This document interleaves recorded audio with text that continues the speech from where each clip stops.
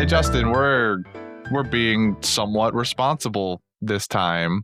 Are we? Yeah, like we said we're gonna do this episode to try and get ahead of the curve on our episodes, and we did it. The last like 3 times or so that we did this or tried to do this, something fell through. So we're finally here. More like someone fell asleep, and that someone was me. Well, that didn't stop us from recording an episode. We absolutely still recorded an episode without your ass. As you should. Yes, I was not gonna sit here and cancel the whole recording when there's a perfectly good Devin sitting there to do it with me. So shout out to Devin. Shout out to Devin for waking up when he was called. Unlike me. Highly unlike you. Yeah. My bed had a vice grip on me that night. Yeah. So we're in here, and Justin, thank you for joining me this time so that we could discuss these episodes this week. I'm looking forward to hearing what you've got to say this time, because it's been a couple of weeks anyway. Outside of you missing last week, you've missed at least one other week before that. So yeah. I am interested to see how this one plays out for our discussion, because I chose a hell of a week to come back. You did choose a hell of a week to come back. It's true. You chose a hell of a couple weeks to miss as well. Also so let's jump into it here. You want to read the summary for episodes 848 to 450? Sure. All right. Whatever. We return to the scene of our Straw Hat friends fleeing from Big Mom in the Seducing Woods. As they all duck, dive, weave, and dodge Big Mom's attacks, Sanji heads off with Pudding and Chiffon to Chocolate Town so they can get to work baking that wedding cake. On the Sunny, Chopper and Brook valiantly fend off against waves of Big Mom pirates, but bite off a little bit more than they can chew after they challenge Sparrow and are eventually subdued. Thankfully, before too long, Luffy and co. make it back to the ship in the nick of time to start turning things around. Despite things looking up, though, the Straw Hats are still very much in danger. Katakuri has Luffy occupied, Sparrow has locked down both Pedro and the Sunny itself, and Amande is closing in on their location with an armada of tart ships ready to fire at will. Oh, and Big Mom is bunching on the stern too. Pedro makes a noble and heartfelt sacrifice to secure the Straw Hats' escape, and Luffy drags himself into Mirror Worlds with Katakuri in tow. Guys, gals, and non-binary pals, I hope you're all ready to witness Luffy's hardest encounter to date and possibly one of the greatest fights in shonen history commence. You know, it seems like half of that last statement can possibly be true, but the first half is just blatantly untrue. What do you mean?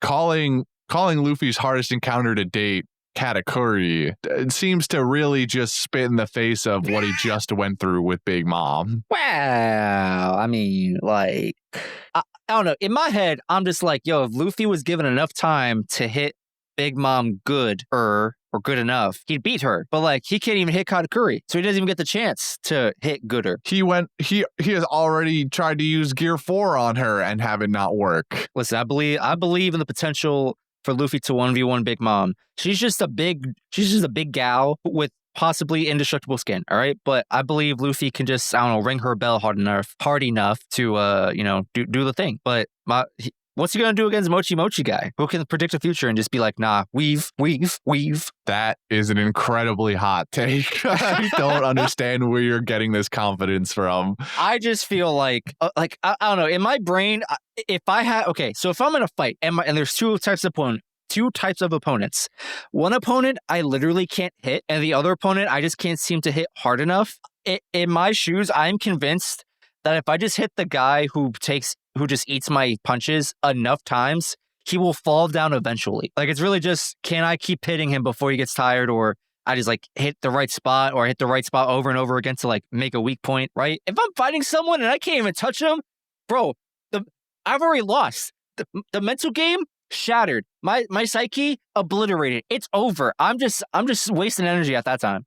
I mean, on a very base level, your logic means something, because this is the sort of same trend that is used across a lot of anime, where you just hit the iron wall until you put a crack in it, and then you hit that crack over and over again. I understand that fundamentally, but because this is One Piece and this is Luffy, it just seems like with enough, Luffy's gonna upgrade his haki or something in some sense, probably, to be able to keep up with Katakuri's, or he's just gonna go faster to the point where Katakuri's observation can't keep up. That's where I'm at. I guess we'll see. Because otherwise, right now, it's just kind of a mirror match.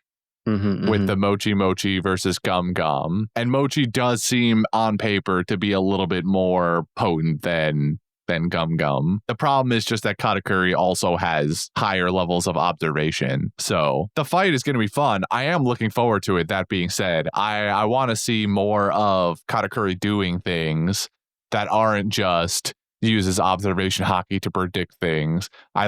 He's got this big cool ass weapon too, which I'm excited to see if that has any special properties to it, or if it's just a weapon that he likes using outside of beans. So I am looking forward to this. I want to see what Katakuri's got up his sleeve here, because I'm sure he's got more than just Mochi. I want to see the special properties of it outside of he does stretchy arm also, and also typical Logia stuff. I was going to propose something because in my head I was like, oh, this is a really cool, unique idea. However, I'm afraid that my unique idea will come true and it's going to read as a spoiler. And I just don't want that smoke right now. I just want peace.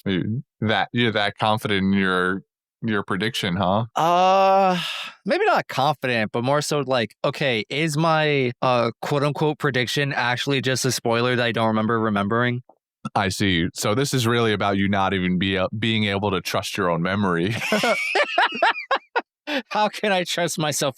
How do I know if I've seen or not seen something and I'm just giving myself credit? It's like, is this an original thought that I just actually came up with, or was this someone else's homework and I said, who are you? This is mine. Or did you suppress this? Yeah. That too. Yeah. With that being said, I think it's probably safe that you just keep your mouth shut and don't say anything. Yeah, I agree. When you put it like that, yeah, I don't want to hear shit from you. Being me is so much harder than it ever should be. It's a great thing. For once, Brendan's not here. Why did God make me this way?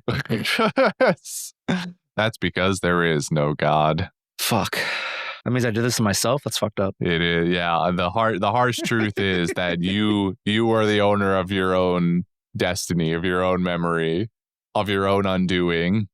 But anyway, before we get to talking about the events that happened at the end of these episodes, we've got some stuff to cover from the beginning and middle a little bit here. So let's rewind ourselves just a little bit to there's the beginning of 848 where we deal with the aftermath of last week's episode cliffhanger in the Ikoku Sovereignty. And I just got to say, we don't really get much out of it, but seeing the scene again, it still annoys me. And I think I briefly mentioned this with Devin, but not enough as much as I wanted to, that they have that scene of the Ikoku shooting and then the magic carpet is flying away and Sanji is actively falling away from it, except at the end of last episode he manages to magically grab it, even though the animation suggests he's falling far, far away from it. And seeing it again annoyed me once again. And I just had to put that out there because this was a great opportunity for I don't know, more conflict or potentially Sanji just dying in a giant based attack, and that would have been okay with me, or at least being severely injured. Something along those lines would have been great. But no, we get no consequences for this animation error, and we just move on with our lives. That's crazy. I gotta ask though, before we get too far away, maybe we rewind a little bit farther and I ask you what you thought of the last basically 6 episodes that you have missed up to this point. That's wow. I'm really embarrassed. I really wish you didn't ask me that because I don't remember. You hate it. I don't remember 6 episodes ago. like 6-3 or 4, whatever. And I did not watch the last 3 episodes. So, okay. Well, so 6 episodes ago, basically, we're dealing with the Tamate box blowing up and destroying the chateau. And I love that. That was great. Okay. Tamate box, the best side plot character ever in my life. Loved it. Shout out to Big News Morgan's not being able to fly. Not sure how he's gonna live since Stussy apparently abandoned him. So that's gonna be interesting how we figure that out. I was very, very, very surprised to find out that the whole wedding platform, or whatever you want to call it exactly, that tower, wasn't already made out of cake. Like that was actual brick and mortar. That was the thing they were standing on when they were going to do their vows. That was the actual cake. But the normal whole cake chateau itself, what you're talking about, is not actually cake. Yeah, I think my brain just assumed it was made out of cake. And I definitely also would have assumed that. Yeah, I don't think that's a far-fetched statement to make. And Whole Cake Island is in fact not made of whole cake. But now it is. But also in that moment but when it's cake now. I don't know if it was said on that episode's recording by Devin or it was brought up the week prior. But when Devin said, "Oh God, it's just fucking like 2007 again," it's like, is it cake or is it not? I'm like, cake is a lie. I was like, bro, this rings so true in this exact moment. The cake is a lie. Cake is a lie, bro. That should be a fucking like a drinking game or like a quiz game. Just someone watches or like flash forwards through Whole Cake Island and they just go, "Is it cake or not?" And then, I don't know, something gets destroyed and they're like, "It is indeed cake." It's more like, yeah, you can call the game "Is it cake?" But really it's more like, "Is it food?" I guess. Is it food? Very, very few things are actually made cake there. A lot of things are made of different types of food, though. The roads are made out of crackers for God's sake. And Chocolate Town's actually made out of chocolate, which I love. And Chocolate Town's basically all made of chocolate, exactly. So chocolate clothes is still a weird technology to me, but I don't hate it. Yeah, I mean, I kind of hate it as someone who runs pretty hot. So I just don't want that melting all over me. That is valid. We also get what about Veggie? What's your feel on Veggie, really, Veggie? These days? Veggie's going high up on the parent tier list next time we come around to it. That's all I'm saying. Also, Veggie just slapping on some tank treads and driving off was really funny to me. My favorite part of all of that was the sign that he busts out. What's funny to me is that in my brain, the way I interpreted that scene was, he's like helping them out one last time before he drives off. Because in my head, I'm like, well, all the Straw Hat's not to do is just not go that way. And he's just, led the Big Mom Pirates astray, right? Sure.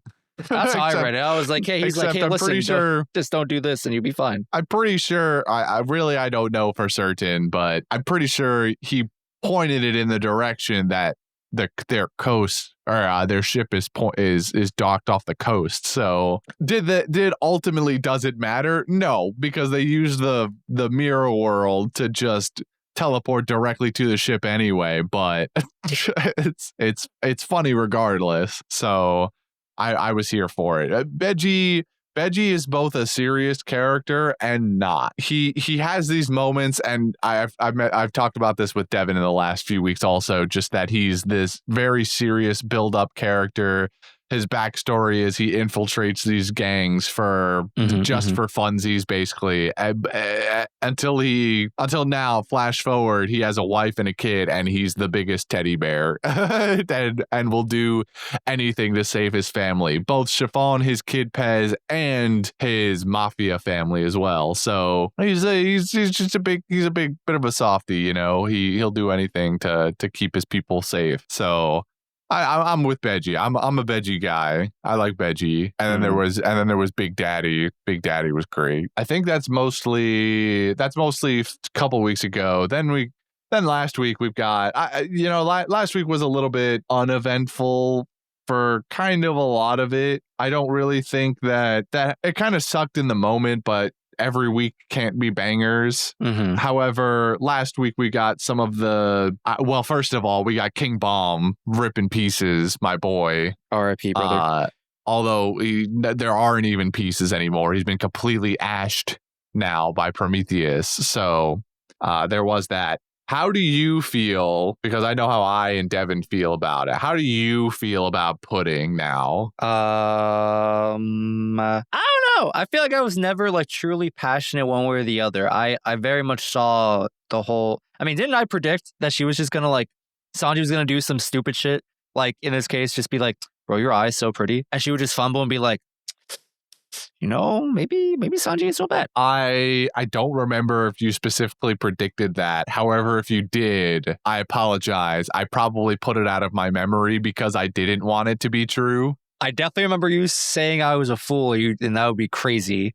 And if it came true, you'd be mad because why can't evil woman stay evil woman? Why evil women have to like change to the other side? I wanted evil to stay evil, especially because if it meant she was turning, it was gonna be because of Sanji, and that annoyed me most of all because I'm tired of Sanji's white knighting stuff. That goes without saying. Nah, never stop. Bro. White knighting, that's the wave. No, fuck that. I support women's rights and women's wrongs, but also to support women's wrongs, I need more evil women out there. So come on, Oda, work with me here. Work with me here. More evil women that stay evil. However, look, all of this that's happening with her now, because last week is when we get the impetus for well, I should say that last week is when we get the introduction of this Two-Face Pudding.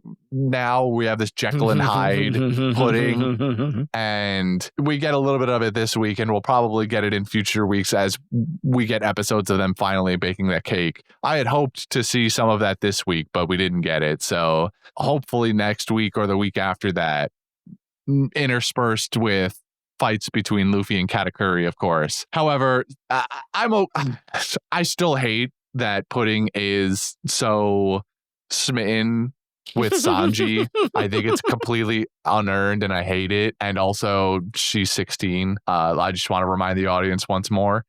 Yeah. So I hate this. However, I'm being given the barest crumbs right now of my original hope in that she would still be evil. It's still there inside of her. The potential is there. However, I will not be allowed to come fully out because Chiffon is here now and keeps course correcting her, say, "Oh, what are you doing? That's not what you mean at all. That's not what we're doing here." And then she goes back to embarrassed Pudding, red-faced Pudding that just wants to be with Sanji.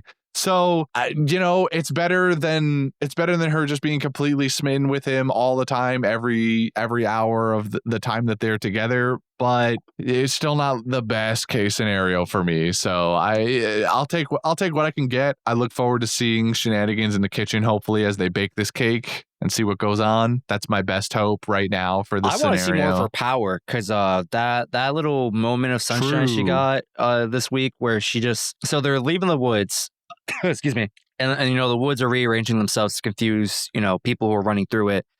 And she can see like the aerial view of like, oh no, just like follow me. And when she just fucking like massive spider finger lasered each homie in the forehead and said, hey, here, relive a memory, either really traumatic or really great. It's RNG, have fun. And they just like, all the homies just kind of get stuck in their thoughts.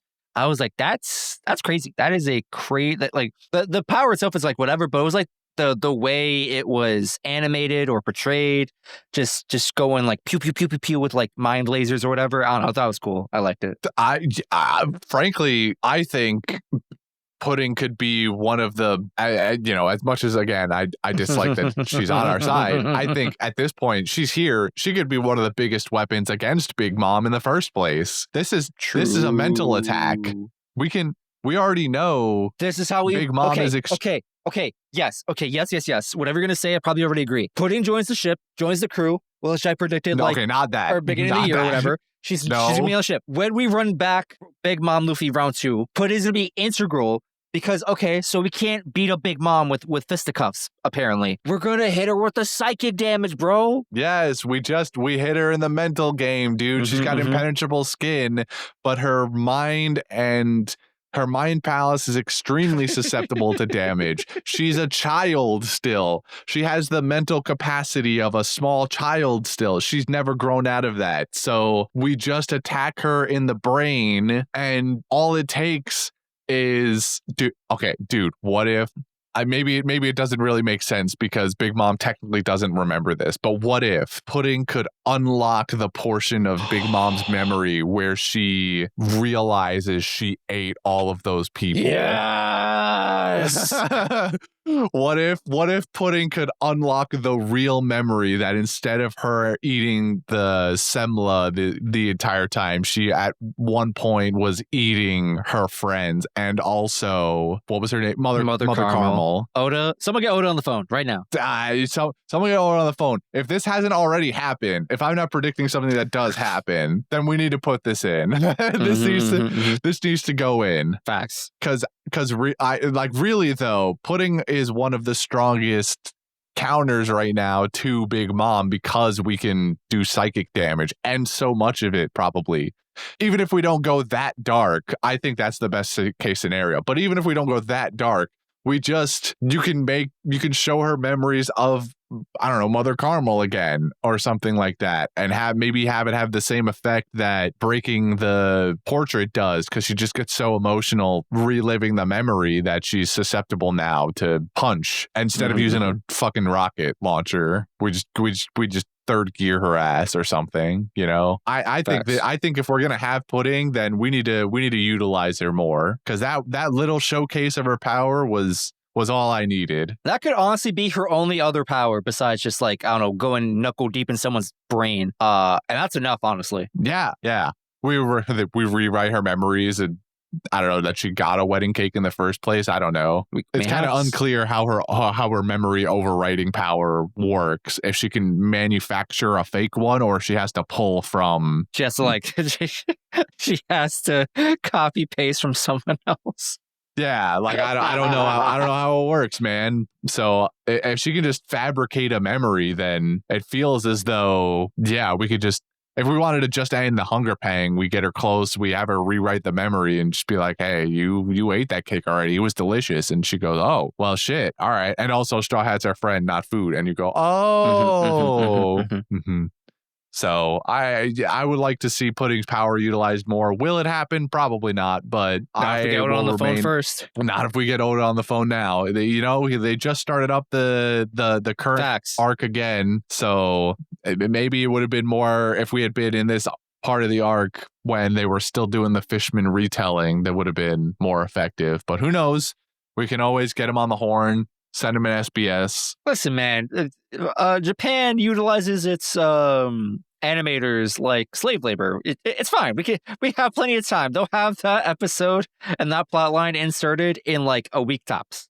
Not even. Yeah, 3 days. But Justin, they're in the future. Well, I'm predicting that Big Mom round 2 hasn't happened yet. I'm banking on that. That is very vital and crucial to our entire plan here. Yeah, I mean, it seems pretty likely that we've gotten away, right? We had a whole coup de burst at the end there. Yeah, like they're soaring, they're flying. They're honestly, when I was watching that, I was like, soaring. What? I mean, flying. Did Frankie install like wings or whatever for like the occasional Sky Island trip? I don't remember. I feel like I saw the Sunny in like Sky Island form, but I might have made that up in my brain. I don't think so. I don't think the Sunny has wings. I think they just fly off into the sunset. I feel like Frankie should have, if he hasn't already, installed like just gliding wings on the Sunny. It could be helpful. You definitely travel farther and probably make a landing a little easier also. Yo, when Frankie gets back, we got to talk. We gotta make some upgrades. Yeah, we'll send a letter to Oda about using Pudding's powers, and we'll send a letter to Frankie about installing some wings on the Sunny. Yeah, these are good ideas. I'm gonna write these down for later. Oh yeah. So Brooke and Chopper got the hands, huh? Okay, before they got by Perospero, I was kind of impressed that both, but mostly Chopper, were given a moment to shine. Chopper was putting in that work. He was kung fu pointing all over the place. Yeah, against nobodies. Come on. I don't know, man. I mean, I like Chopper. I like Chopper. Chopper is cute, but man, is it just so? He doesn't do anything. He's just there to be cute and bandage people up when they're damaged. I'm not gonna lie to you. He's not fighting anyone important. When Perospero gets to both of them and he starts encasing both the inside and outside of Chopper in candy, I legit had a moment of like, oh my god, they're gonna kill Chopper. Oh, I mean, you're insane. First of all, I mean, you're right, because I know the future. And spoiler: Chopper's fine. I know the present, and Chopper makes them fucking money. Chopper makes fucking merch money, dude. But yeah, in that moment, I was like, bro, imagine this is how we end Chopper's story. My man dies in one of the most brutal ways possible on screen. Yeah, it is very visceral. After that happened, and Perospero encases Brook after, my brain was like, oh no, Chopper's fine, because he's gonna try and encase Brook, and but like Brook doesn't have to worry about like, I don't know, breathing or whatever. He's gonna remember he's a fucking skeleton, so then he's just gonna do some swordsman shit, break out the candy, and then save Chopper. And then, how he gets this Perospero, I didn't get that far in my thinking. I was just like, Brook's going to save Chopper. Don't worry, brother. And that's not how that played out, but it would have been really cool if it did. No, it is not. Well, in theory, it would stand to reason that Brook doesn't need to breathe, because he also technically doesn't need to eat either. He just kind of does it for fun.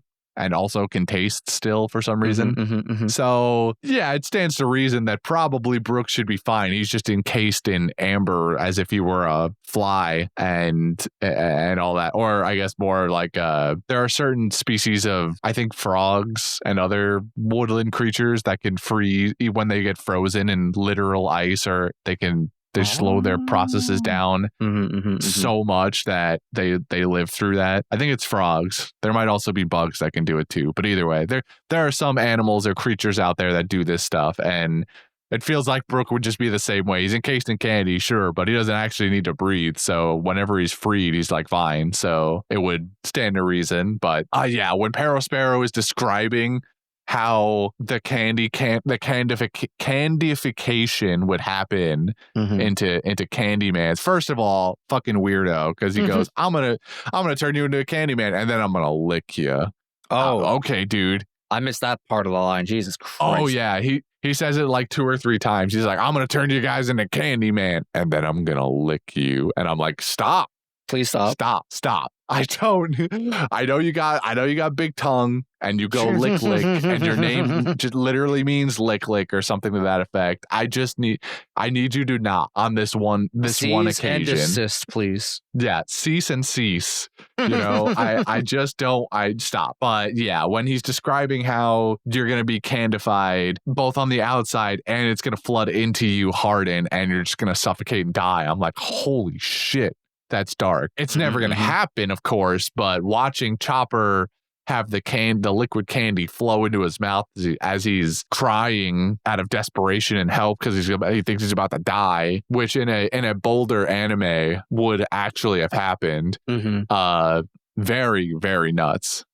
Terrible way to die. Suffocation. Insane. He's like, it takes only 3 minutes, and I'm like, bro, they're suffocating for 3 minutes straight. That's torture.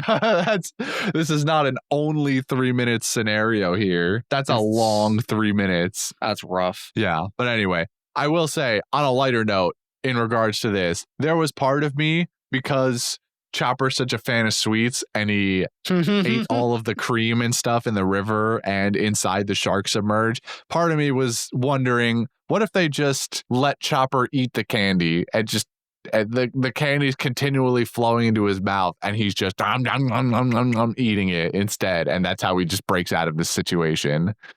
I'm not gonna lie to you. I think I thought that for about a fraction of a second, and then I just saw Chopper just not locked in enough. I was like, nah, my boy don't got it. He don't got that Luffy in him. He don't got that Luffy monkey in him. If Chopper was just in a better mental state, I think he could have pulled it out potentially. Yeah. Give him the cracker treatment. Just eat his way through the food-based devil fruit. Mm-hmm. Yeah, it was nice to see that they were getting a little bit more spotlight. I mostly care for Brooke. I don't really care that much for Chopper's spotlight in this case, just because we got to see Soul King do its thing again. They're ultimately still just fighting small fry and not really any of the big fishes, but I like seeing Brooke's devil fruit shine a little bit more. Chopper's just kind of bores me at this point because he doesn't do anything new anymore. That's fair. Sad, but there's true. there's no add on to what he's got. You know, it was cool initially post time skip seeing him be able to control Wendigo form and use that. I don't know why we're not using it here. Maybe he doesn't have any rumbles on him or something. I feel like we could have gone Wendigo mode here, and that would be very useful. But whatever, man. It was cool. I don't mind it. I wish Brooke hadn't gotten handed another L in this arc, but whatever, dude. One day, bro. One day. So yeah, after we get that scary scene, Luffy, Ko, and Big Mom come out the forest. Sparrow starts or attempts to stop them in their tracks with Candy Iron Maiden, which was kind of sick. It was pretty sick. And then Luffy punches his way through the problem with a fat red hawk that just melts the candy. Mm-hmm. That was actually really cool. That was also like they put some budget into that one. Mm-hmm. Put a little bit of budget, sprinkle a little bit of it in there. We make our way onto the ship. I blinked, I guess. I don't know how Sparrow ended up in the water on like a floating piece of candy. Like, how did he get pushed off the ship? That's really my question. He didn't. He said, "Fuck this shit, I'm out," and then got it. Okay, great, beautiful. Yeah, he wanted initially he wanted no part of this. It was kind of strange. I don't remember the specific order of events anymore. I think when he's still on the ship, he candy maidens, and then Luffy punches through it, I believe is how it goes. And then they get distracted again because Big Mom's coming up, and then he goes, "Well, I don't want any part of this." And specifically Big Mom's hunger pang, and he dumps a boatload of candy into the water and then stands out and then floats away. But then he decides he does want to be part of this again, and he makes a candy wall underneath the Sunny and prevents them from initially being able to coup de burst. So Sparrow's motivations are a little shaky in these episodes, but whatever. I guess I question. This has probably been called into question a couple of times over the course of this show. But if what he's standing in is seawater, it feels like I mean we've run into this problem where we've complained about this where the devil fruit user in the water, no goo, they get. They get wonky, they get weak, whatever. They can't use their power. But in this case, where you have a manifestation of the power come into contact with seawater, it isn't affected. It just seems to be the rule. We ran into this most notably back in Marineford, right, with Mr. 3 making a key for yes. The manacles that were made of sea prism stone. So that one I think was maybe more egregious because it's still his finger, like it's still attached to him, but we get to do this. This one is perhaps more excusable because it's no longer connected to Sparrow. It just exists as its own entity. It's basically just candy at that point. So I don't know, man. It's fuzzy sometimes. It's not fuzzy other times. I'm not that caught up on it. I just feel like it would be remiss of me to not bring it up as another instance of this in case it does become a problem later or something that we pay attention to later. I can point to this and go, well, what the fuck about this, Oda? And then and keep that. So I'm filing this away in case I need to shove this in Oda's face when we write another letter to him and give him some criticism on his power scaling or whatever. Me and Devin have been joking that Big Mom is really Godzilla mode right now, and it can still be a problem. I'm not saying it can't be, but we were worried that in these moments where Big Mom is chasing after the Thousand Sunny, that she would start walking through the water like any Godzilla movie, and that was we were getting pre-mad about it. we were getting pre-mad last week thinking about something like that, but also funny because Godzilla, Big Mom, go burr, but annoyed and mad because, well, she's in contact with seawater. So I don't know, dude. The other problem with this is I feel like the catch-all that I'm gonna get from people that want to potentially argue this is that they're gonna say something like, oh, well, the seawater isn't actually seawater, it's orange juice or whatever, because some of the waters in between these islands is just fucking juice. They call it juice, but so I'm like, but is it all juice? Like, is it not just seawater mixed with the apple juice or whatever the fucking whatever concoction you want? It can't possibly be 100% lime juice, You're bringing up a question in my brain. So now that we introduced Streusen and his power, and I'm going to make the very, very bold claim that maybe food islands and apple juice ocean doesn't naturally occur. I'm gonna go out on a limb and say those don't naturally occur either. We could be very much wrong because it's One Piece, but I'm gonna make that claim very boldly. And so if I make that assumption, my only next thing is to think Streusen happened, which would be really cool, but also, can he do that? Can he just go dip my sword into some motion and be like, go magic juice? Yeah, I didn't think of that. I don't know, dude. As much as I hate to admit it, it could be possible. You know what? That's another SBS question I gotta ask Oda. Hey, so like, does Streusen make the water juice in Whole Cake Island area, or is that just like naturally occurring because you said so? I really need to know.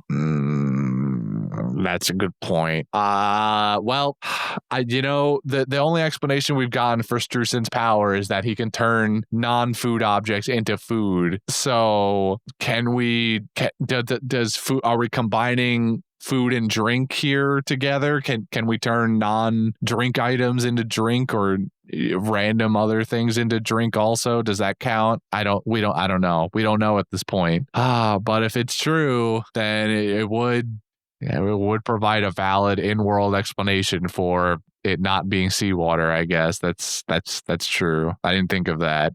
Oh, well, hopefully at some point in the future we can maybe answer that question. It might not be relevant because, again, we might not have this Godzilla Big Mom moment, but it would be fun if we don't ever get an answer in this arc. Then perhaps we consider writing up another letter to Oda and see. It's possible it gets answered in the farther future, but who knows? Maybe it's a question for Brendan later. Post arc. All right. So where are we? So we get on the ship. Luffy is, standoff with Katakuri. Sparrow is fighting mostly Pedro. I think everyone's kind of back on the ship again. Sparrow. Fighting is a strong word for what they're doing. Pedro was trying. Yeah. Sparrow's like, all right, cool. So I'm gonna lock you up with some candy. I'm also gonna freeze the ship ostensibly in candy. And then somehow, I forgot what happened exactly. Oh, right. Big Mom went munch on the ship. So she knocked out one of the cola barrels and that put,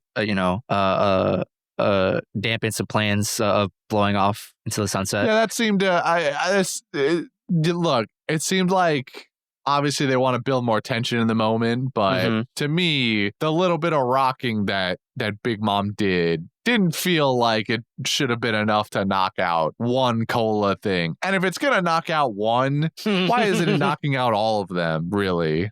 So my very bullshit explanation is Nami had to put in a lot of upper body strength to lift those barrels. Wait, hold on. No, because actually, no, wait. I think you're right. I think the one that was knocked out was the one Nami had put there originally. And then Kara took care of the rest, right? Yeah. So, I mean, if we want to be not feminist, we can say...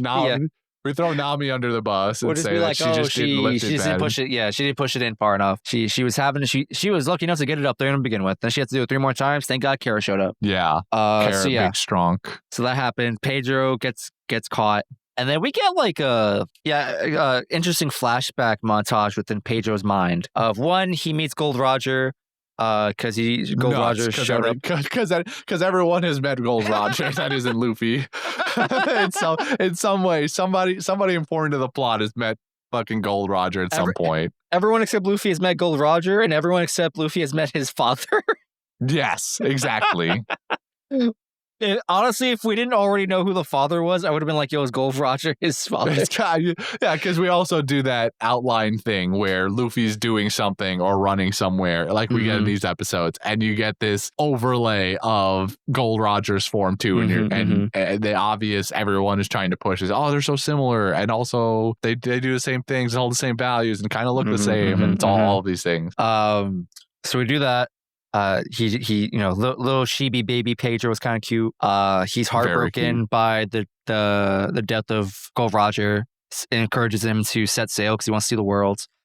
We get a flashback to the scene of him being, I guess, driven back to Zoe after escaping execution from Big Mom, and he goes on to explain that the reason he named his crew the Nox Pirates is because Pedro goes, well, doesn't Nox mean night, which is like, I think, Greek in this instance, right? And he goes, well, not exactly, it could also mean before the dawn.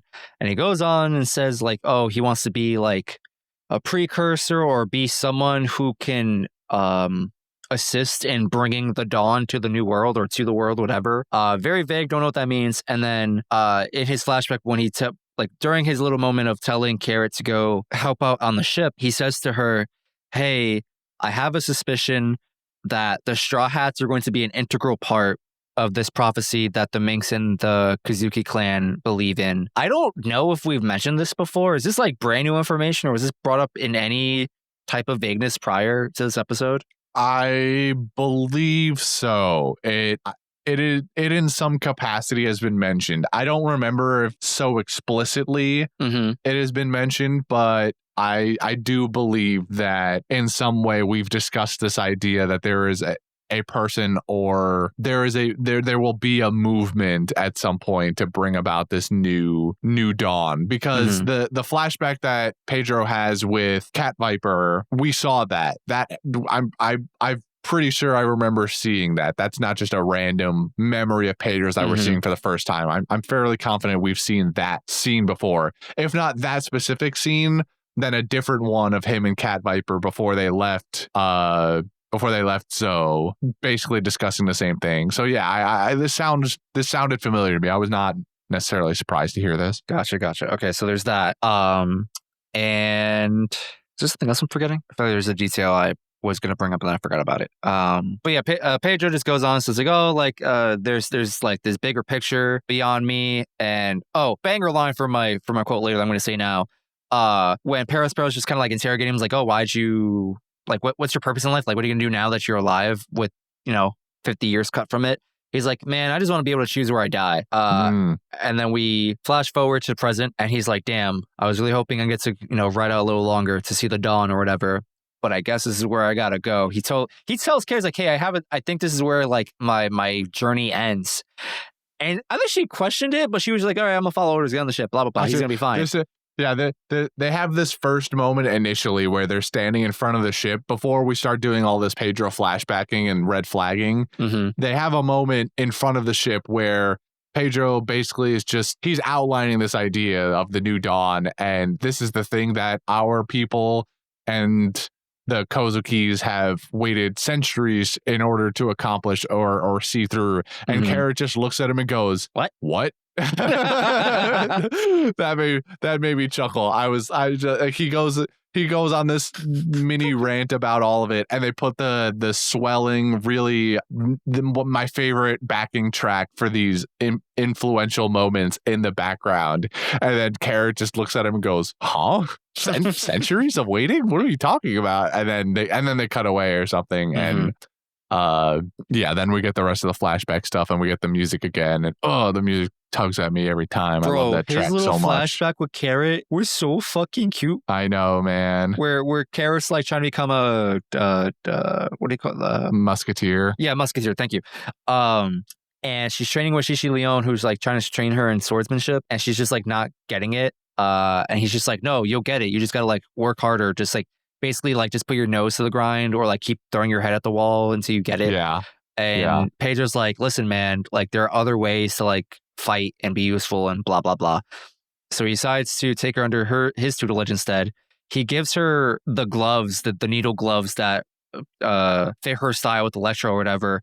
Also, I'm glad we got that scene because I just kind of assumed those were like Carrot's hands would change scenes between fighting in normal hand mode or whatever. And I just assumed the whole needle nail grip bunny claw thing, it looks like a massive foam finger, was like just a thing she could do. I did not know initially that those were like. No, we've seen her put these on and off before. I completely forgot about it then.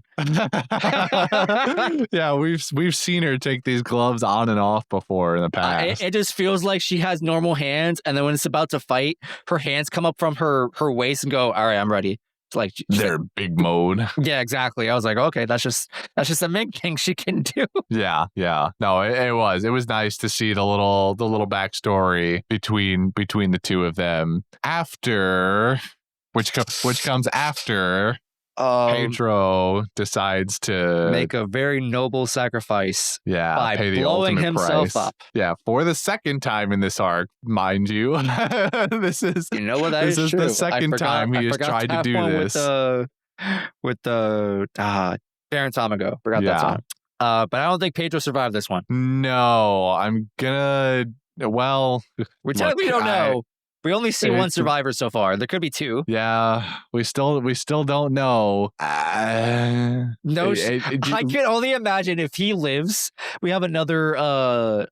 What's this guy's name from Alabasta? Such a fucking Pell mode. If we get another Pell moment, the amount of rage that Devin is going to walk in here next week with will be astronomical. I know. I'm going to be mad. I'm going to be mad too. That fucking explosion from from the string of dynamite was bigger than the goddamn Tamate box that knocked down the chateau. Bro, the whole fucking island's on fire now. The whole coastline is on fire now. Oh my God. But I think he's dead. He might not be. There is so much evidence to prove to us that he's probably fine. There is a non-zero. There is a high non-zero chance that Pedro is fine, but I love Pedro. Pedro's whole character, this entire arc has been fun. I enjoyed his character a lot, but I hope he's dead. You know, I love my boy Pedro, and as much as I didn't want it to see him go out like this, I hope he's dead. Are you telling me you don't love this character enough to hope and pray and wish upon the stars that Oda writes in some bullshit Deus Ex Machina to explain why he lives? You cherish the plot and continuity of this story more than the life of Pedro? Yes. Insane. I do. Pell was a nothing character to me. Pedro's death carries weight, both for me as someone who enjoyed the character, but also the characters in universe. Carrot has this deep connection to him. He was beloved by the Straw Hats too. Obviously, back on Zoe, if it's caught wind, if he's actually dead, then there's going to be a lot of really sad people there. Cat Viper, Dog, what was his name? Dogstorm, thank you. And all the other people, they're going to be very sad too. And so this just carries more consequence here if he does end up dead. And I will miss Pedro dearly, but I value having consequence for stuff like this, you know. And this it is minorly shown with Perospero also, given that he's missing an arm at least. I hope this remains consistent, because he talks about candy armor, and I'm like, please, for the love of fuck, don't let it have been a candy arm and he's just gonna like pop his real arm back out like he was wearing it like a coat, like the Marines wear their coats without the arms through them the entire time. I just like let Perospero's arm be gone, and maybe even a leg, because especially the leg that Pedro was gripped onto, you know, that would be great if his left leg was blown away too, but it seems like that might not necessarily be the case given that he's standing upright, unless for some reason he has great one leg balance. I just hope that this is a permanent fixture for Perospero. I under no circumstance did I think Perospero was also going to die, but I'm glad that we're seeing even a little bit more permanent consequence for something like this. Guess we'll find out next week, hopefully. But yeah, We'll that see. happens. That big boom knocks the Sunny free, and they're able to coup to burst away. And basically our episodes end with Luffy dragging Katakuri into Mirror World because Brule just shows up for whatever reason. And Katakuri like has the prediction of like, no, you fool, get back in the mirror. You idiot. You're giving him a second of scouts or yeah, you're giving him escape. Fuck. Yeah. There's yeah. also, I don't know if we've mentioned or spoke about this before, but this brought up the question in my mind of, so for Katakuri, are his like precognition abilities similar to like That's So Raven kind of thing where it just happens whenever it happens? Or does he have to like activate it? Or because I'm like in my head, I'm just here like, if he's able to control it at will, I would imagine it takes a whole lot of energy of some sort to keep that constantly active. So therefore he should run out of it eventually. I don't know. It was a question I had in my mind where I was like, okay, maybe it's kind of like a random thing where he's like, oh, I can only see things in the future if it's like a clear and present danger, or, you know, my hockey just said so. He's like, hey, I think you should know about this. As opposed to like, oh, I can always see into the future. It right now seems to be the case that they just sort of happen in these moments where it feels as though whatever would occur would be pivotal towards the actions that are being taken by both him or other people in the immediate future. So now that being said, that's the way it seems. It can still be the case that he just always has some level of observation hockey on a subconscious level, basically activated, and that's why in these moments he gets these flashes of what can happen in the future, because we watch him actively use it in these episodes as he's fighting Luffy to avoid every single punch from Luffy. So that's him actively using it at the very minimum, but it could potentially still be the case that in some low-level way he has it activated enough at all times to that when something would occur that would be pivotal, like Brule popping through the mirror, or Sanji dodging a bullet, or Luffy popping out of the cake, all of these times that happen, that it will trigger something for him. So it's too early to tell, but right now it seems like they just sort of happen. Makes sense. Maybe we get confirmation in the coming weeks. I love this bit that we keep going back to where we're just using Brule over and over again, especially for the good guys' purposes. We're just abusing the shit out of Brule's power here to our own devices. It's so funny because she just acts so helpless. She's initially this very overwhelming, daunting character to get past. Kind of like Caesar.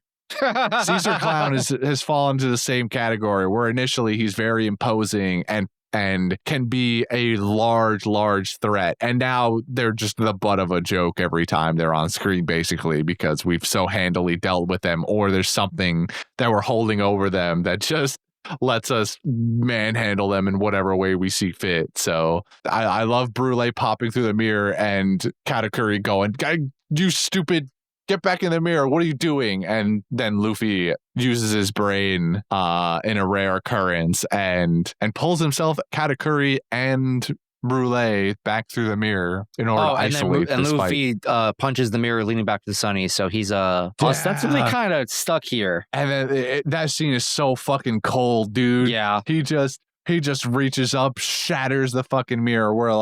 We're thinking to ourselves, Luffy said he's going to be back, so okay, once he fights with Katakuri, hopefully defeats him, we're just going to jump through this mirror. And then Luffy literally and figuratively shatters that dream of ours by crushing the mirror, and we just go, oh, what? He said, neither one of us is allowed to go back to the ship prematurely. He said, I'm not trapped in here with you. You're trapped in here with me. So I have a lot of questions on how he plans on getting out of here.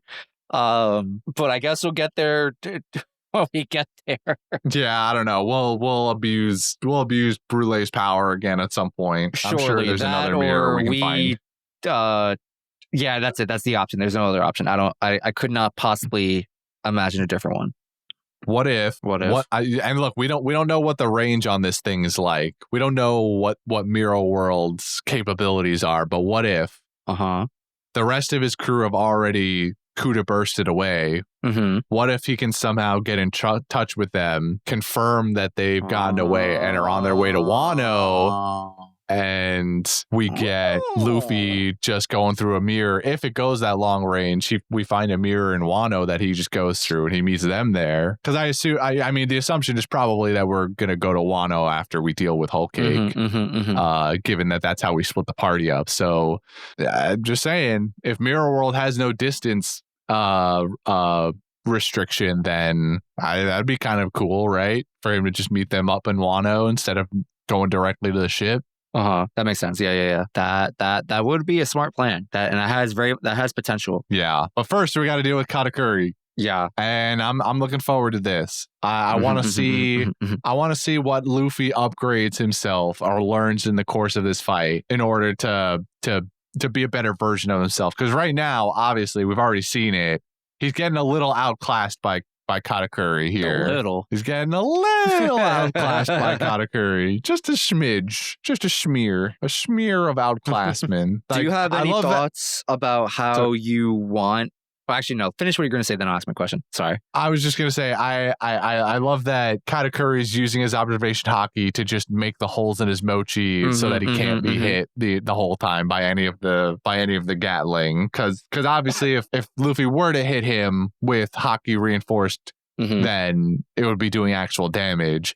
And it looks like it's the usual Logia thing of, he's just punching through him, but actually he's manually making the holes in himself so that he's not getting touched because he can observation hockey all the punches. The sickest reads. Literally, though. So my question was going to be, do you have, I guess, like, more or less, like, how do you want the fight to proceed? Like, do you want Luffy to just kind of like hockey better and then it's just regular fisticuffs?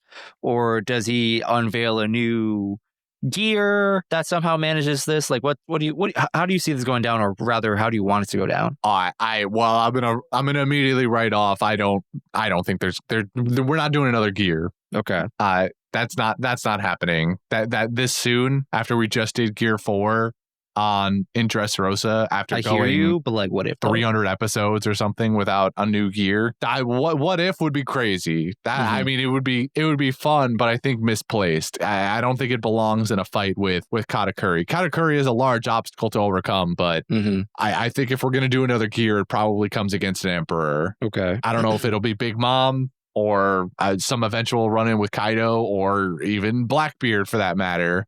But yeah, a new gear drop, presumably 5th, would probably come at a much more impactful moment than just this. So I'm gonna immediately write off new gear and probably say that I think it would be, right now in my head, it would be most fun if we saw Luffy's observation hockey get dialed up a bit more, maybe. Because we watch him use armament all the time. So it would be interesting if maybe we could have him hone on the fly some observation. Okay. Maybe take something from what Katakuri's doing. He can maybe, I don't know how much you can observe learn by just Katakuri. Watching a guy. Yeah. Like, there's probably nothing he can learn by watching what Katakuri does. But if he remembers, maybe we get some flashback to when he was training or something. Training. He's like, oh, by the way, you also learned this thing that you just never learned how to do. Yeah. Oh, that would be great. He goes, yeah, there's observation and there's armament. And Rayleigh's describing them. And when Luffy's hearing him talk about observation, he's snoring or just like, boring. And then Rayleigh just goes, and armament makes you punch better. He goes, oh my God! Yes. Now you're speaking my language. Telling him, like, "Hey man, if you get really good, you can see the future." And Luffy's just not having any of it, and he just locks when he says, "Yo, you can punch gooder." It's like, I sleep and I wake. literally that. So if we get some dumb flashback like that, oh my God, of his time when he was supposed to be training observation, but he's just slacking off or punching animals or making friends with animals or eating or whatever the case wants to be, that would be funny. And then he just he has to learn it on the fly or something to that effect. No, this is it. This is correct. I feel like I don't know, but I know. Like this is 100% the plot. We did it. We broke the matrix. This is the plot for some upcoming episode in the near future. Yeah, and if not, then we have another letter to write Oda about. Oh my goodness. We're cooking today. We've cooked. I think we've done a fair amount of cooking. Now we just need to do some baking of a cake. But that's everything, right? I think so. Yeah, we've left. I guess really the question I would pose to you and myself really is outside of this fight with Katakuri, what else are we doing with Big Mom Pirates here? We're probably not out of the woods. We have to get Sanji back from Chocolate Island at some point after they bake this cake, but we've Kuda bursted away successfully. It feels like we're clearly not done, but what happens? What do we do now? Yeah, what happens outside the mirror, and also when do we get Sanji back? But also, like, we bake cake, but then how give cake to Big Mom? Well, they sort of implied last week that the Straw Hats would sail towards Chocolate Island, and then Cake Crew would sail another boat with giant wedding cake on it towards them, because the assumption is that Big Mom would be tailing the Straw Hat ship, and then they would meet somewhere. The cake, she would get the cake, eat the cake, hunger pang over, and also whatever else it is that they're going to do to this cake, poison it, put sleeping meds in it, who the hell knows, and then hunger pang over, and whatever else happens. But now we've got this Kuda burst thing, and there is potentially no way of dealing with this specific aspect.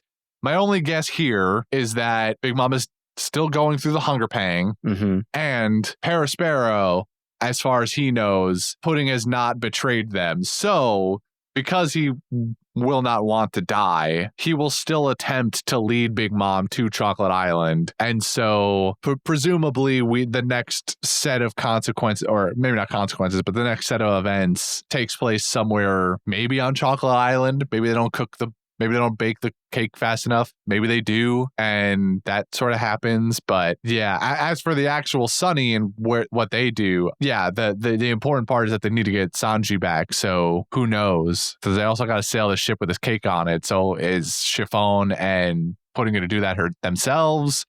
But we also have the magic carpet ride. I don't know. That's fair. I kind of just want. I want baking bits. Like if they don't make what happens in the baking on Chocolate Island funny, I'm going to be disappointed. I guess we'll hopefully find out soon. Yeah, we'll see. I look forward to it. Yeah. These episodes, like I mentioned earlier, and for the listeners that have listened to the last two episodes, the last two episodes were a little lackluster. There were some fun bits to them, but overall they were not super interesting. But this set of episodes, they gave me something to sink my teeth into a little bit here. Not even just with Katakuri, but with Pedro's little flashback side thing and the noble sacrifice that he made, the ultimate sacrifice that he has made, presumably. I'm here for you. I'm reminded of a Godfather quote.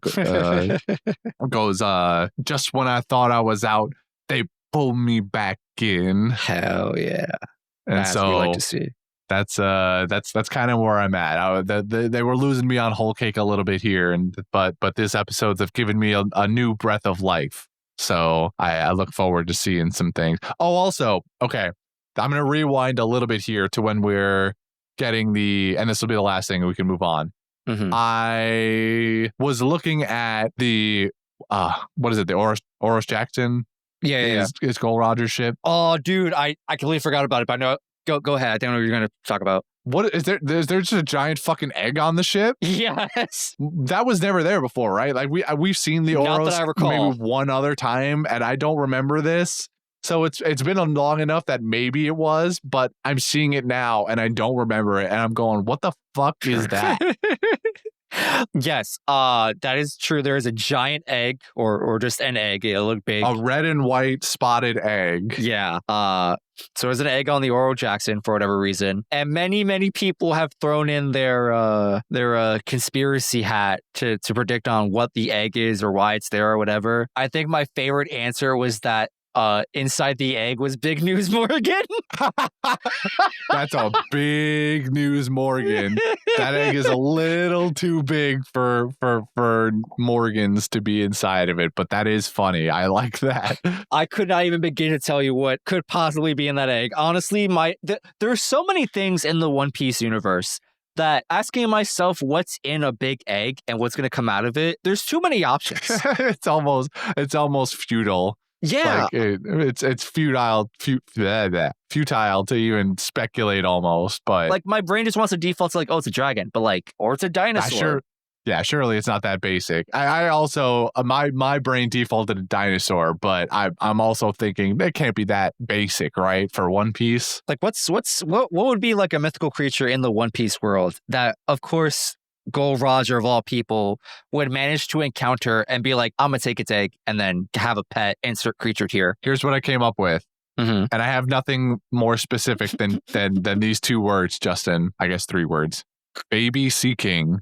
Okay, you cooked. But then an egg out of water? I don't know, dude. All I know is that fishes lay eggs. And if we're talking something more unique to One Piece that isn't, I mean, dragons and dinosaurs exist in this universe, but in terms of something that's more One Piece for them to just carrying a giant egg around with, I'm thinking, what if that's Baby Momu?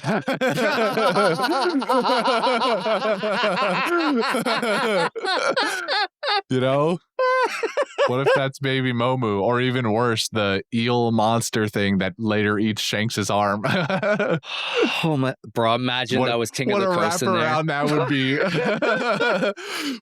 we wrapped around on Laboon being the whale that Brooks' crew was taking care of all this time. What if the eel that would later eat Shanks' arm was being taken care of, was initially birthed by Gold Roger and his crew? Yeah, my money's on a Sea King. How they acquired it, no idea. Why they have it, no clue. What they're gonna do with it, fuck if I know. But I'm gonna go with Sea King. My brain says dinosaur or dragon, but that's just kind of to give an answer. I genuinely could not fathom something of an original thought as to what this could be. Yeah, so I look really like the idea of it being Big News Morgan. That's fair. Big News Morgan's is a good guess too. Oh my god, I shouldn't say not good. It's fun though. It's that egg is ginormous. It's the size of their ship. Oh, man, I hope we find out sooner rather than later. We've got to find out at some point, right? They can't possibly keep this from us. Right, Oda? Nervous sweating. All right, Justin, unless you got something else, I'm ready to move on. Nope, that's it from here. Next week, we are going to be covering episodes 848 to 850. Except no, we're not, 'cause that's this week's episode. Right. That's what we just did. So we're going to do 851 to 853.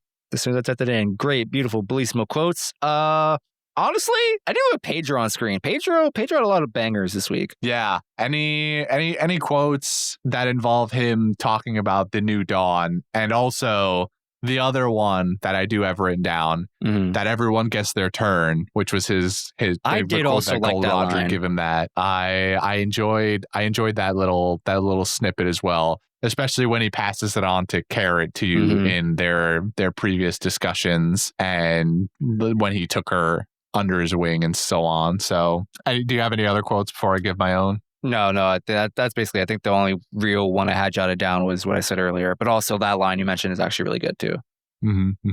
I have 2 other quotes, both from 848. The first one is our bony boy Brook towards the beginning of the episode or so, when they're fighting off people and they're being given these moments like you talked about where they get to shine for a little bit, even if it is just get against no-name goons. Brook goes, "You have to keep your eyes on the prize, baby." And then he slashes the guy and he looks at the camera and he goes, "Not that I have eyes myself." I forgot that line. That was a banger. I love it. But one of the better Brook, I don't have X body part / human organ anymore thing. So good stuff. Next quote, a little bit more serious, coming from our boy Katakuri, when the Straw Hats emerge from the Seducing Woods, and he realizes that they're gonna have to contend with Straw Hat Luffy. He looks at all of his no-name goons and he goes, "Get back to the mirror world. All of you will just end up lying at his feet in a few seconds." And I was like, ooh, just putting all of these guys in their place and talking about hyping up Luffy. Katakuri knows. He knows they don't stand a chance. So sick. Oh yeah. So that about does it for my quotes. Excuse me. Without quotes, or rather with quotes done. Move on to Golden Ham and brother. I think it's got to be. It's got to be Pedro. Unanimous decision here, right? Yeah.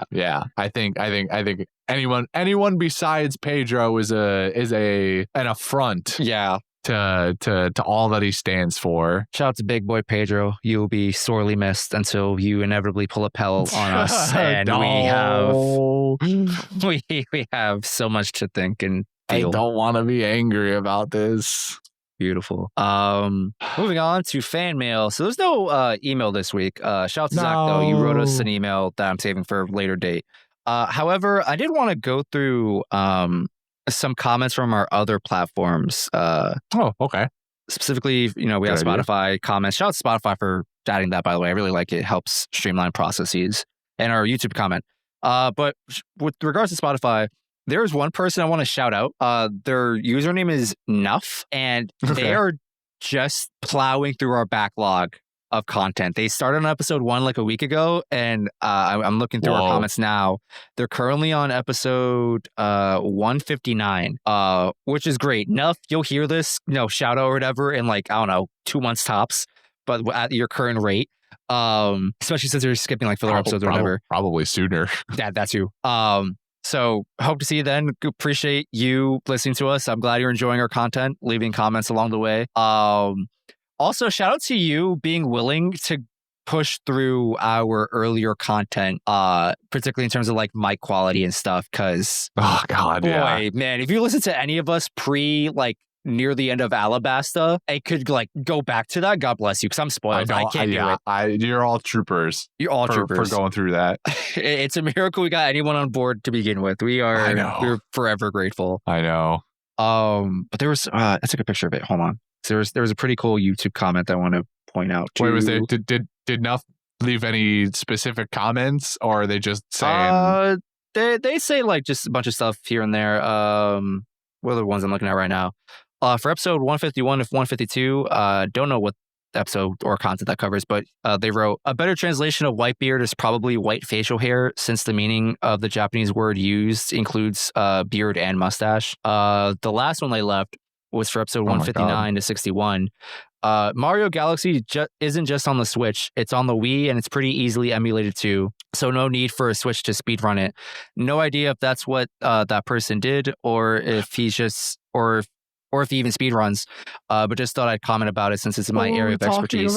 I could not tell you, bro. That was so many years ago. Also, Whitebeard mentioned that in the 150s of this show. What the my God. Couldn't tell you. Almost makes me want to rewatch this dumb show. My brain's for that other comment about the emulating. I was like, I feel like I have a vague memory of me bringing up that someone broke a speedrun record for Mario Galaxy or whatever. That's the only way I could think of that game being brought up on the show. Maybe. But also, I wasn't even on the show then, I think. So what the fuck am I talking about? I couldn't tell you. But yeah, shouts enough. What was this other comment I was looking at? Shout out, indeed, yeah. There is a comment from a person on YouTube called Douglas. I want to fact check them before I read this comment in particular, so I'll save that for next week. Because it's going to be hopefully him proving you wrong about Sanji about something.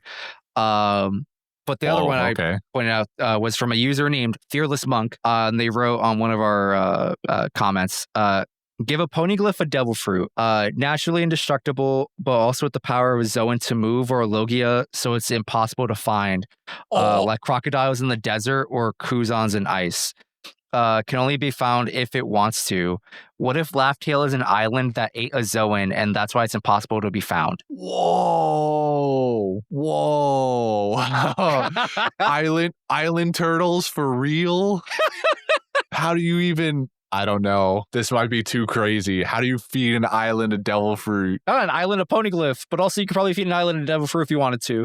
That's what he just said. He said, "What if Laughtail was an island that got fed the a devil fruit?" They said right. that at the end of that I'm thing. dumb. My bad. My brain was stuck on the poneglyph having a devil fruit. I was. My thoughts on the poneglyph being fed a devil fruit were immediately overwritten by the idea that a Raftel could be a fucking island that ate a devil fruit. Don't get me wrong, a poneglyph with devil fruit is also, that's great, but island with devil fruit? What? I can fathom the poneglyph somehow. I mean, if we can feed a fucking sword and bazooka, then just rub a devil fruit on the poneglyph, it'll be fine. Yeah, well, I'm sure Vegapunk can figure this one out too. But on an island, it's an amalgamation of so many other things. Like, how do you? I don't know, dude. But I want it. Where is the mouth of an island? Where is mouth? Where is island mouth? If I drop a devil fruit in a volcano, did the volcano eat my devil fruit? The volcanoes go to like the center of the earth where all the magma is, right? So you just turn the whole earth into a devil fruit user. We can truly have Mother Earth. Holy shit. That's wild. Thank you for that. I love that. I want this now. Even if this makes so little sense that I could excuse it. I need Oda to work his magic on attempting to make sense. It's so far in the opposite direction that I don't even want it to make sense. I just want it. Hell yeah. Oh. But that's comments for today. I'll do better in the future of like bringing in comments from YouTube and Spotify and wherever else I can find stuff. Yeah, that'd be great. I look forward to hearing more of those. That's cool. But moving on from that, thank you for those. We've got the producer shout outs for the week. We've got a new month ahead of us, and we've got a new producer. We've got old producer Taco, and we've got new producer.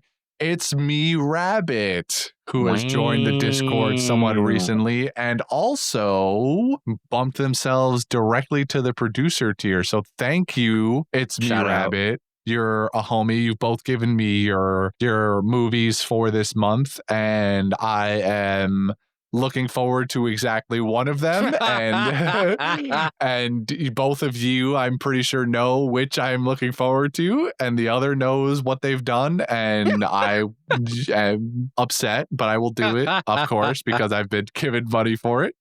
So I thank you both. Shout out once more for being our producers, our lovely producers for the month. And to all our other supporters, hold on. I actually looked this up the other day because I didn't know what the tiers were called. Now I got to look it up. Please hold. Our Voyagers are the other one. Yes, we have Voyagers and Starbound producers, something like that. Yeah. Shout out. Yes, sir. Yes, sir. All right. That being said, we've got the Garb Gab. Get some gabbing time, baby. Justin, ordinarily it's been a while since I've pulled this myself, but you have also not been here for a few weeks. So I'm going to say that it's your turn. You are going to pick something out of this here Gab so that we can garb about it. Oh boy. Let me roll my sleeve for this. Excuse me. All right, let me get all up in there. Oh, it's these are pretty heavy. I don't know.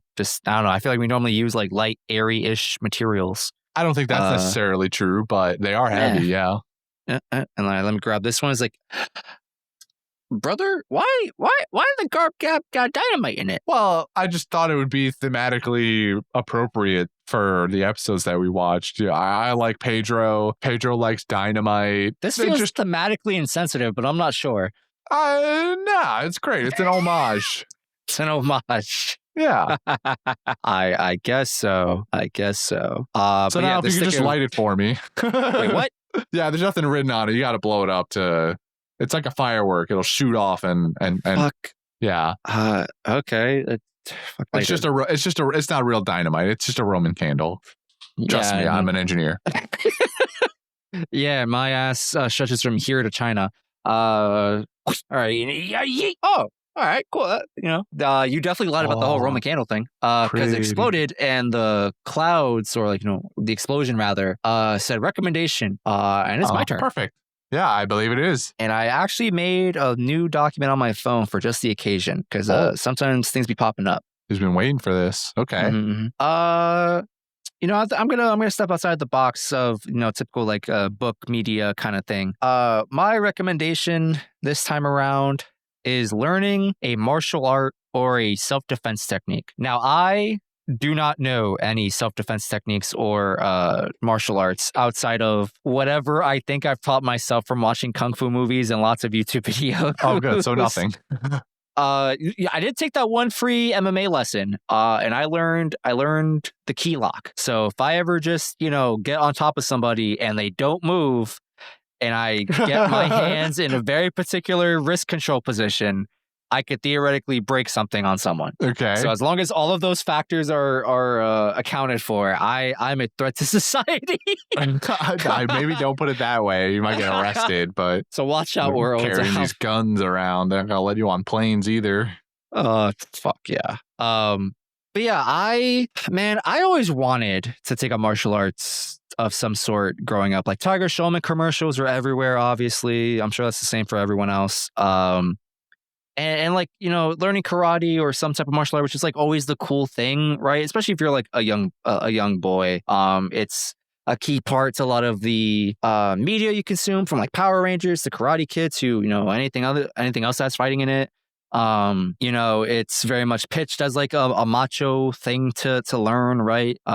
Things like that. But like neglecting even all those like kind of like murky territories, it was just so cool. And it always sucked that like my mom just couldn't afford it for me growing up. Especially when they give you a free trial and they say, hey, did you enjoy the class? Great. Here's the price. And then you go, well, can't come back. So recently, now that I have a new job and I have a little bit more money in my pocket, I've been looking into like martial arts gyms where I live. There's one I tried out for when I was in high school, and I just obviously couldn't afford it then.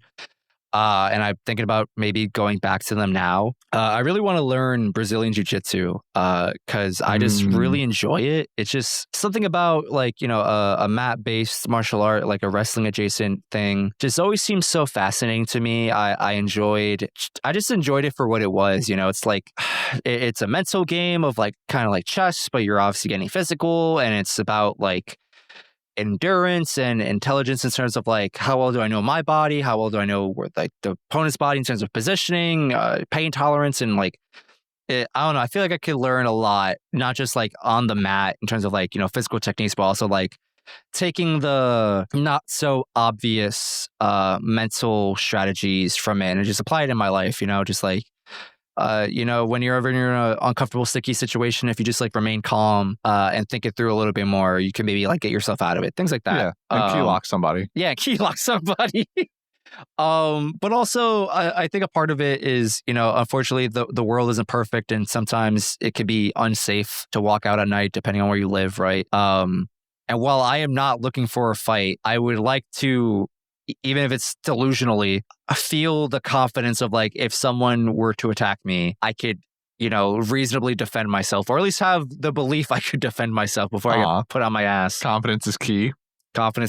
And also it's just fun. It's fun as an activity to just do if you're looking for like an exercise kind of thing or a new hobby. It doesn't have to be like in a fitness mindset kind of thing. You just want to do a new hobby. And for maybe someone who wants confidence or like reassuredness that they are safe when they're alone at night or whatever, there's a lot of benefits to martial arts and stuff like that.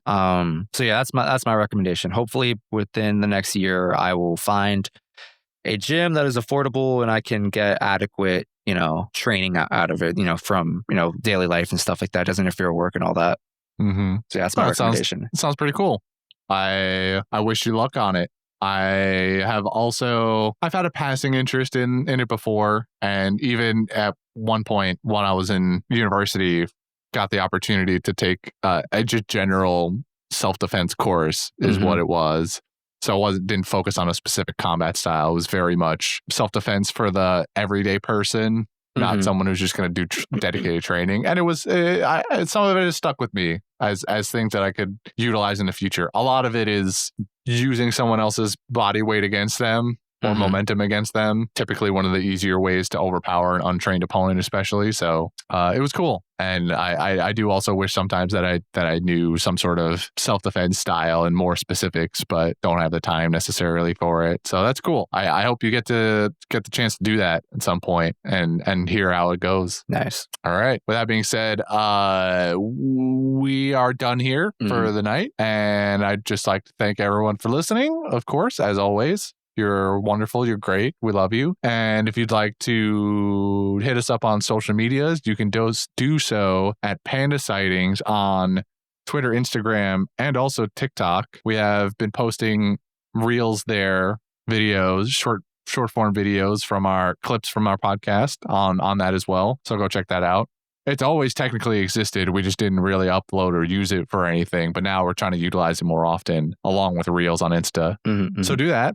If you would like to send us an email so that we have more fan mail to read on this show, you can do so at pandasightings@gmail.com. If you'd like to join Taco, It's Me, Rabbit, and a whole host of other people that have both supported us and generally just interact with us on a daily basis, you can join our Discord. You can find the link to that in the link tree on the bios of our socials or in the description of this podcast. And if you would like to get something specific for your money, you can visit our Redbubble shop currently. This is the only thing we have. You get a bunch of cool stickers with designs on them, as well as put those designs on a bunch of other things that Redbubble includes just generally in their packages. However, soon, hopefully, I know we said that we wanted to have this ready to go by the beginning of the month, but there have been obstacles that were unforeseen and other things on the back end that we just want to get right before we launch it. Our own merch website to be able to present to you guys. No specifics yet on what will be available, but at this point we're hoping the new timeline is basically to get it up and running by the end of the month, so the end of April 2025. And progress is looking good so far. Progress is looking good so far. We have designs, and we also, me and Jordy, have a shipment of samples coming in so that we can observe them in person and be able to show the rest of the guys. So it will be happening. I should say it is happening, and hopefully it will be done happening by the end of this month. So and for anyone who is curious on what these designs look like and wants a sneak peek, you can become a Voyage member on our Discord server. That's true. We posted sneak peeks of some of the design work not too long ago for anyone that has supported us monetarily on Discord. So if you want early access to what it could potentially look like, throw us a couple bucks and you can get to see that. You know, I'll even give you something even more enticing. Spoiler, there is Panda View merch. Oh, just handing out spoilers like that? Unsanctioned spoilers? Listen, man, we gotta give them something. Gotta leave some crumbs. Well, I don't leave too many crumbs now. They'll sustain themselves off of that alone. The rats will come. The rats. Rats. We are the rats. Rate us 5 stars anywhere you listen to podcasts. YouTube, Spotify, Apple Podcasts, Podsprout, whatever, the whole 9 yards. And tell a friend. You know, it'd be nice of you if you can bring on other people too. We do somewhat mediocre job of promoting our own podcast. So if you could just do that for us, that'd be great. Yeah, Easter's around the corner, sir. Make sure you tell your congregation about us. That's what I'm saying. And dude. if you're not Catholic, tell the Easter Bunny. But all right, that's enough of that. I still can't believe it's not cake. And yeah, we'll see you next time, everybody. I might go bake a cake now. All right, look, don't bake another one, because the last time you did, you made a mess out of the office, and we just got done cleaning it up. You just got done cleaning it up. It was a wreck. Everything was sticky. You can't make a cake without cracking a couple eggs, right? That's the phrase. You cracked like 82 eggs, is what it looked like last time. All right, I don't want any of this. Go do it at home. Eggs are expensive.